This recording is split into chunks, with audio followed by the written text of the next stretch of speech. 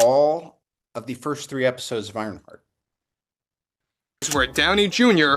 pointed out to both Marvel and Disney that this could not only ruin his reputation, but also cost him fans, and he's against making those statements. And asked if I would play her. It is funny. I mean, so like a 5-year arc to this.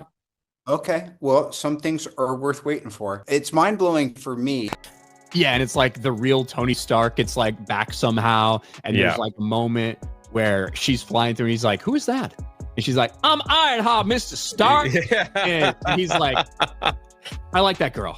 And then, however, both Bob and Kevin informed him that taking part in these types of statements and the press tour for Ironheart is built into his very expensive contract for the future of the MCU, mostly related to the return in Avengers Doomsday. It deserves your attention.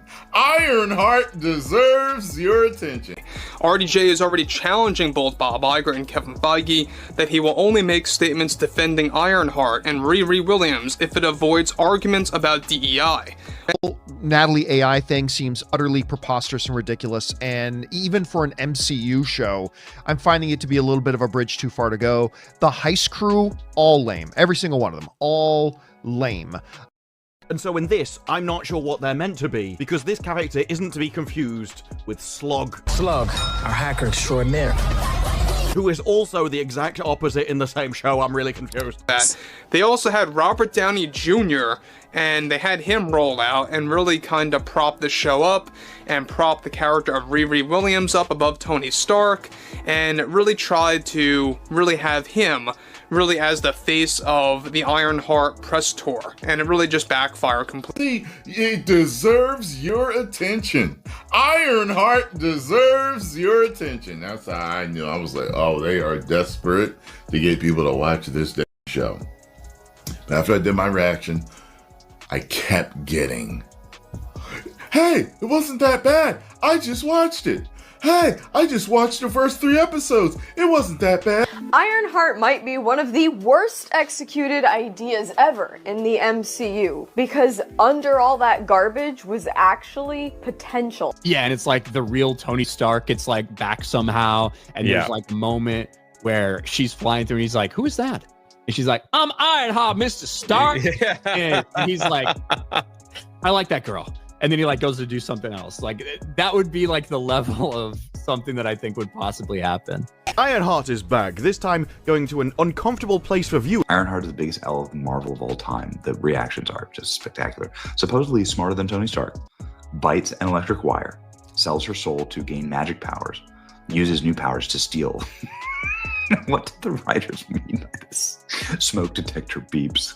I can understand why she's frustrated. That's how I feel watching her interviews. How do you feel about the impact that she's having on young Black girls? And I'm going to be completely honest, on Black women. You know, this is yet another area that's getting vibrant. It's getting full in the way that it should be.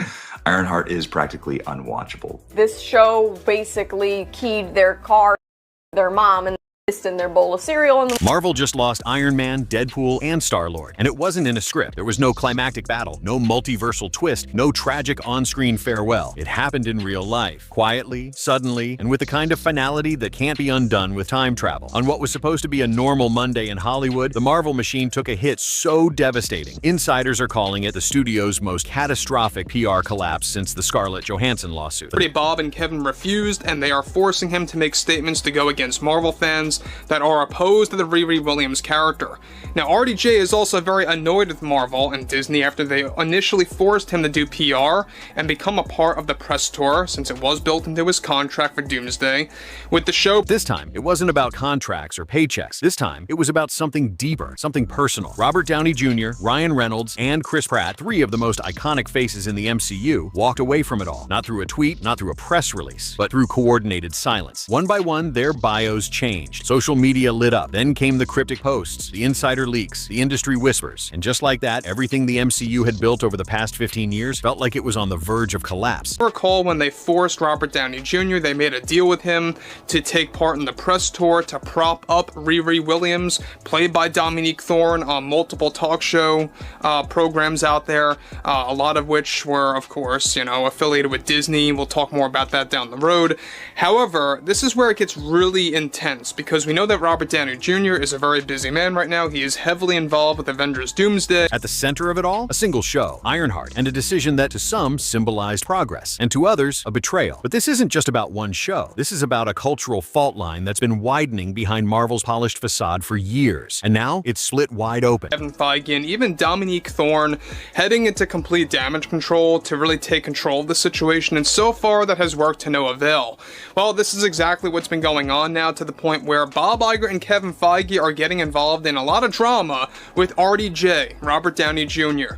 This is the story of Marvel's most important characters, not the ones in capes, but the actors who brought them to life, and why they decided enough was enough. It's a story about broken trust, unchecked power, and a franchise that might have finally lost its soul. And it all began with a walkout no one saw coming. It started as a whisper, a rumor floating through studio backlots and film Twitter timelines. But within hours, it exploded into full-blown crisis. Robert Downey Jr., Ryan Reynolds, and Chris Pratt gone. Not fired, not replaced, not written off in some clever multiversal twist. They walked, voluntarily, simultaneously, and very, very publicly. No one made an official announcement. There were no dramatic statements, but the message couldn't have been clearer. Downey's social bios, wiped clean of anything Marvel-related. Reynolds tweeted a single GIF, Deadpool walking away from an exploding building. Chris Pratt, a cryptic Instagram story that read, "You get to choose what hill you go on, I just chose mine." That was it. But for fans, for studios, for Hollywood insiders, those messages hit like a nuclear bomb. Within minutes, Net MCU Exodus was trending globally. Variety and Deadline scrambled to confirm the details. Agents and insiders began leaking statements. One source told reporters, "Don't call it a negotiation breakdown. It was a walkout. They were done." After more than a decade of being the foundation of the most successful cinematic franchise in history. Downey had been Iron Man since 2008. Reynolds turned Deadpool into a cultural phenomenon. Pratt carried Guardians of the Galaxy from a risky spin-off to a billion-dollar pillar. These weren't background players. These were the pillars of the MCU. So why walk now? Why all at once? The answer, as it turns out, had been simmering beneath the surface for years. Creative disagreements, ignored notes, and a growing sense that the direction Marvel was heading no longer respected the legacy these actors helped build. And the final spark? A single show that shouldn't have made waves, but ended up creating a tsunami. That show was Ironheart. Ironheart wasn't supposed to be controversial. It was meant to be Marvel's next-gen tech story, a spiritual successor to Iron Man centered around Riri Williams, a teen genius who builds her own suit and carves her place in the superhero world. The pitch was promising, the representation, groundbreaking, but the execution, that's where things fell apart. The first season of Ironheart, released in 2024, landed with a thud. Critics were split. Some praised its commitment to diversity and the originality of its premise, but many pointed out awkward pacing, shallow character arcs, and heavy-handed messaging that felt more like a lecture than a story. And while Marvel stayed quiet about the numbers, insiders whispered that viewership was dismal, especially in international markets. So when Disney suddenly announced a second season, not just renewed, but elevated to the centerpiece of Phase 7, fans were confused. Industry veterans were shocked, and according to multiple sources, Downey, Reynolds, and Pratt saw it as something worse, a deliberate message. This wasn't just a business decision. To them, it was personal. Behind the scenes, all three actors had reportedly raised concerns for years. Downey wanted a grounded return for Tony Stark, something thoughtful, maybe morally gray, a way to close the loop with meaning. Reynolds fought to keep Deadpool's bite, his satire, his fourth wall-breaking identity intact. And Pratt, he'd finished a Star-Lord series that never even saw daylight. They were all trying, quietly, to keep their characters honest. But Marvel wasn't listening. Then came the announcement. Ironheart was back. Not only that, it would serve as a thematic backbone for the entire next phase of the MCU. No input from the legacy cast, no discussions, just a press release and a flashy influencer event in New York that didn't include a single one of the original actors. That was it. According to a source close to Reynolds, they weren't angry about decisions. They were angry about being erased. After building the universe from the ground up, they were being sidelined. Not because they didn't matter, but because they no longer fit the vision. And to make it worse, an internal document leaked that same week. It described Ironheart as Marvel's anchor IP for Gen Z progressive alignment. Just one sentence, but it hit like a bomb. For fans and critics alike, it was proof that storytelling was taking a back seat to social engineering. For Downey, Reynolds, and Pratt, it was the final straw. And when Disney doubled down, that's when the walkout began. This wasn't just about Ironheart. That show was the spark, but the fuel had been piling up for years behind closed doors. What fans saw was the surface: movie releases, flashy trailers, multiversal cameos. What they didn't see was the growing creative tug of war inside Marvel Studios, a clash between the old guard and the new wave. On one side were actors like Robert Downey Jr. and Ryan Reynolds, not just performers, but producers and creative partners who helped shape the MCU's identity. On the other side, a rising generation of writers and showrunners, armed with bold ideas and a mandate to modernize. And that word, modernize, is where the trouble started. Insiders describe a shift that began subtly around Phase 4 and became impossible to ignore by Phase 5. Storylines started prioritizing themes over characters. Boxes were being checked, not arcs completed. Emotional growth took a backseat to messaging. One longtime Marvel consultant put it bluntly: the problem isn't that Marvel went woke. The problem is they stopped listening to anyone who wasn't already in the choir. This wasn't resistance to progress. This was frustration with a system that no longer allowed for discussion. Downey, for example, had spent months pushing for a more grounded, ethically gray return for Tony Stark, a conflicted genius grappling with legacy and consequence. Reynolds lobbied hard to preserve Deadpool's trademark satire, warning that neutering the character would alienate his entire fanbase. Both submitted script notes, concept revisions, even alternative arc outlines. But those notes, they were quietly dismissed. The direction was already locked in, and it had nothing to do with character consistency. Marvel had a new playbook: focus on Gen Z appeal, expand progressive messaging, and steer the brand toward broader cultural alignment. Legacy voices weren't obstacles, they were outdated. Meanwhile, shows like Echo, Agatha All Along, and Ms. Marvel were being greenlit and fast-tracked, while scripts featuring older characters were delayed, rewritten, or quietly shelved. The message was clear: this wasn't the universe the original cast helped build anymore. And that growing disconnect didn't just affect actors. Directors, editors, even longtime costume designers began whispering about creative mandates, rigid studio rules on tone, casting, themes, and promotional beats. Creativity was being managed like an algorithm. Eventually, it stopped feeling like collaboration and started feeling like control. So when Ironheart was not only renewed, but handed the keys to Phase 7, it wasn't just a surprise. It was a statement, one that told Downey, Reynolds, and Pratt, you're no longer needed. And if they weren't needed, then they weren't staying. This wasn't a temper tantrum. This was a strategy. The decision to walk wasn't made overnight. It was months, maybe years, in the making. And when it finally happened, it was done with surgical precision. Sources close to the actors say the final conversation happened at a private villa in Napa Valley, just days before the Ironheart press event. Downey, Reynolds, and Pratt met in person, away from cameras, studios, or publicists. No assistants, no agents, just three men who had helped define an era of storytelling, deciding whether to end it. And that meeting wasn't about social issues or even pay. According to a close friend of Reynolds, they weren't talking about wokeness. They were talking about the soul of the story, about what these characters used to mean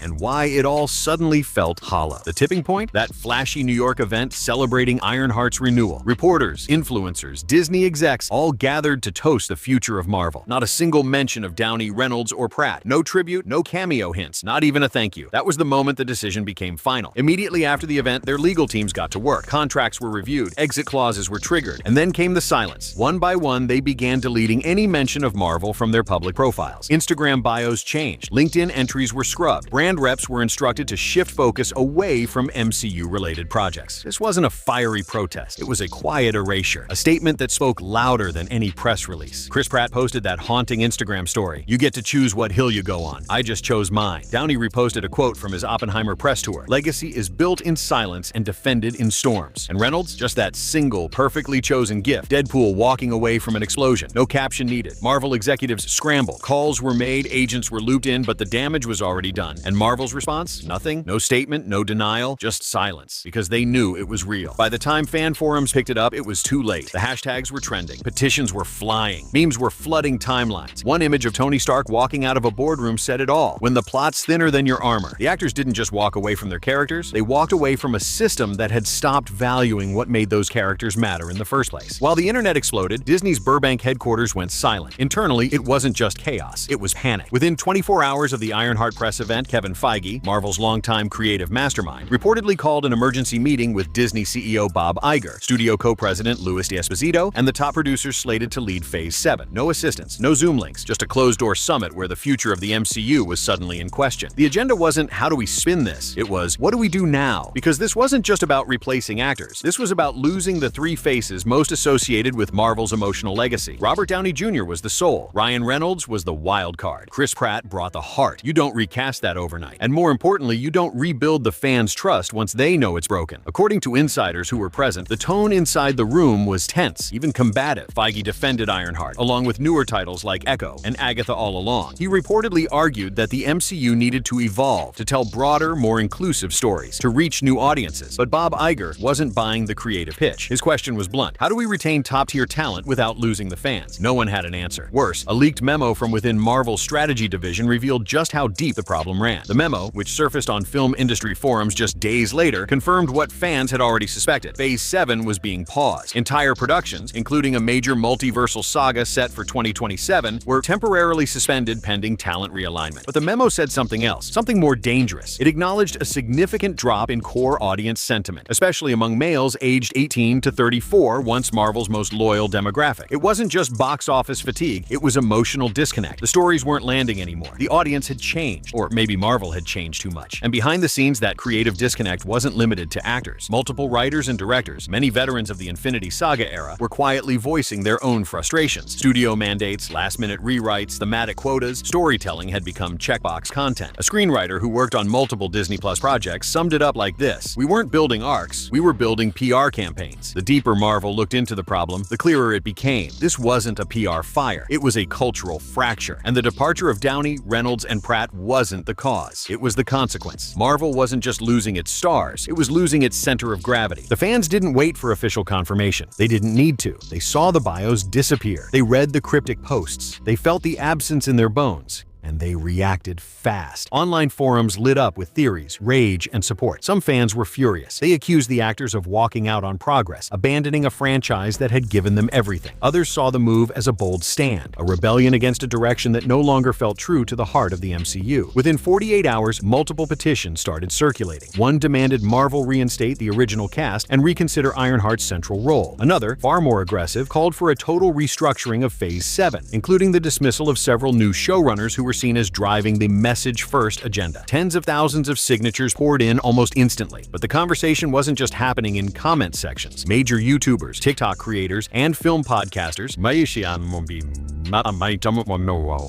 many with millions of subscribers, began weighing in, and overwhelmingly, their tone wasn't angry. It was sad, like watching something they loved become unrecognizable. One viral video titled "This Isn't the Marvel I Grew Up With" racked up 12 million views in 3 days. Another creator, known for MCU breakdowns, uploaded a nearly hour-long monologue called "The Walkout is Bigger Than You Think." Both videos painted the same picture. This wasn't about social messaging. This was about storytelling, about how the MCU stopped listening to its audience and to the people who made it great. And then came the memes. Oh, the memes. One showed Tony Stark walking out of a boardroom with the caption, "When the plot's thinner than your armor." Another had Deadpool packing up his swords with the tagline, "Call me when you write jokes again." But maybe the most telling moment, it came not from fans, but from Disney's own partners. A toy manufacturer with exclusive Phase 7 merchandise deals paused production. Theme park promotions at Disneyland, which had been gearing up to showcase new Ironheart and Young Avengers attractions, suddenly changed focus. Quietly, without fanfare. Behind the scenes, Disney was in full containment mode. New talking points were issued to press reps and PR teams. Phrases like evolving cinematic vision, all-inclusive legacy, and unified creative future were added to press releases. But it didn't matter, because no matter how many buzzwords they printed, the story had already written itself. The cast was gone. The fans were split. And for the first time in over a decade, the future of the MCU felt uncertain. While the world was debating what went wrong, Disney was already trying to fix it, quietly and behind closed doors. It started with a codename, Project Resurge, a multi-pronged emergency initiative launched just days after the walkout, involving studio execs, veteran creatives from the Infinity Saga, external consultants, and Disney's top-tier PR team. Its mission? Simple on paper, impossible in execution: rebuild the MCU's foundation before it collapsed completely. Step 1. Freeze Phase 7. All active productions were halted. Writers were pulled into confidential meetings. Showrunners were placed under review. Nothing moved forward until a new narrative direction was approved. The word used internally wasn't reboot, it was realignment. But everyone knew what it meant. The next step was even more telling. Bring back the architects. Quiet outreach began to representatives of Downey, Reynolds, and Pratt. The conversations were cautious. No demands, just feelers. Promises of greater creative autonomy. Assurances that future projects would prioritize character over messaging. Even the possibility of legacy arcs returning. Not for cameos, but for real, meaningful conclusions. So far, crickets. The three actors remained silent. No statements, no interviews, not even denials. It was as if they had moved on. Not out of spite, but out of peace. Like they'd made the choice to let go. Still, Marvel pushed forward. A new creative task force was formed, led by veterans who had worked on Captain America, the Winter Soldier, Infinity War, and the original Iron Man. These weren't executives, these were storytellers, brought in to figure out where exactly Marvel lost the room. And what they found wasn't just a fractured story arc, it was a broken philosophy. Behind-the-scenes roundtables revealed what many had feared. Marvel had become formulaic, risk-averse, built more around release schedules and synergy charts than emotional payoff. One producer admitted, "We stopped asking what's the story and started asking what box does this check?" Meanwhile, investor confidence was slipping. Disney's stock dipped. Merchandise partnerships stalled. Stakeholders weren't just nervous, they were demanding answers. Because Marvel wasn't just a franchise, it was a brand, and now that brand was tarnished. Project Resurge didn't have months, it had weeks. Every day without a recovery plan meant more distance between the studio and the audience, and more importantly, between Marvel and the stars who once gave it life. Because rebuilding the universe is one thing, rebuilding trust, that's something else entirely. The Marvel Cinematic Universe used to feel inevitable. For more than a decade, it redefined what film could be. Interconnected arcs, long-term payoffs, cultural moments shared across borders and generations. It was a juggernaut, a blueprint, a cinematic miracle. But now, that miracle feels fractured. Robert Downey Jr. didn't walk away in anger. He walked away in silence. Ryan Reynolds didn't lash out. He cracked a joke and disappeared. Chris Pratt didn't hold a press conference. He posted a single sentence: "I chose my hill." And that silence, that deliberate silence, says everything. They didn't just leave because of one show. They didn't even leave because of money or screen time. They left because something fundamental had changed. The stories stopped being stories. The characters stopped evolving. And the vision? It stopped being shared. Marvel didn't just lose 3 actors. It lost its compass. The question isn't who will replace them, because honestly, maybe no one can. Sure, roles can be recast, scripts can be rewritten, new heroes can rise, but the emotional trust between artist and audience, that's not something you rebuild with CGI or a teaser trailer. That takes time, honesty, and above all, belief. Belief in the world, belief in the characters, belief that the story still matters. Right now, the fans are divided, the creators are frustrated, and the future of the MCU, once carefully mapped out across a decade, is blurry, fragmented, suspended in uncertainty. There are whispers that Downey has quietly started developing an independent film with a former Marvel screenwriter. Reynolds is reportedly in talks for a satirical superhero project at a rival studio. Pratt might be leading a social drama series that has nothing to do with space raccoons or blasters. None of them have addressed the walkout publicly, but through their silence, they've made one thing crystal clear. This wasn't about egos. This was about the soul of the story. And when the people who gave your universe its soul decide to walk away, maybe it's time to ask, can a cinematic universe survive without the people who made it matter? Marvel changed the world of storytelling once, but to do it again, it may have to start over. Not just with new heroes, but with a new heart.